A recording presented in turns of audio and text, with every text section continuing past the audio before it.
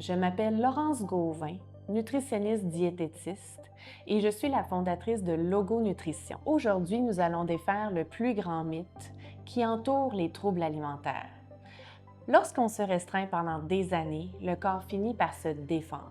Les signaux de faim et de satiété se dérèglent et cela mène à des rages alimentaires, à des obsessions et à cette impression de perdre le contrôle devant la nourriture. Les données sont claires. De 80 à 95 % des personnes qui suivent un régime vont reprendre le poids perdu dans les 2 à 5 années suivantes. Ce n'est pas un hasard, c'est biologique.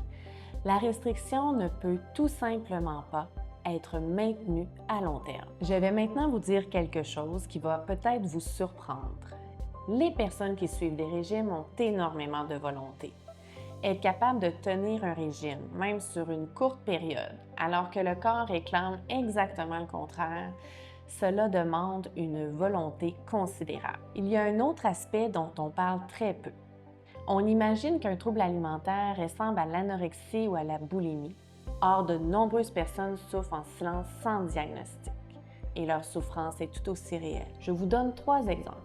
Le premier, la charge mentale alimentaire. Calculer, planifier, regretter ce que l'on a mangé, penser à la nourriture du matin au soir et culpabiliser. Le deuxième, manger ses émotions. Et cela, c'est parfaitement normal, nous le faisons tous. Cela devient problématique uniquement lorsque c'est le seul outil dont on dispose pour se réguler. Le troisième, l'orthorexie. L'obsession de manger parfaitement au point où la quête de la santé devient toxique. Si vous vous reconnaissez, retenez ceci. Vous n'avez pas besoin d'un diagnostic sévère pour mériter de l'aide. Pas besoin d'un diagnostic également. Alors concrètement, que fait-on? D'abord, il faut comprendre qu'on ne guérit pas en trouvant le prochain plan alimentaire parfait. On guérit en transformant sa relation avec les aliments. C'est ce qu'on appelle l'approche psycho-alimentaire. Cela signifie faire la paix avec tous les aliments. Parce que lorsque plus rien n'est interdit, l'aliment perd complètement son pouvoir.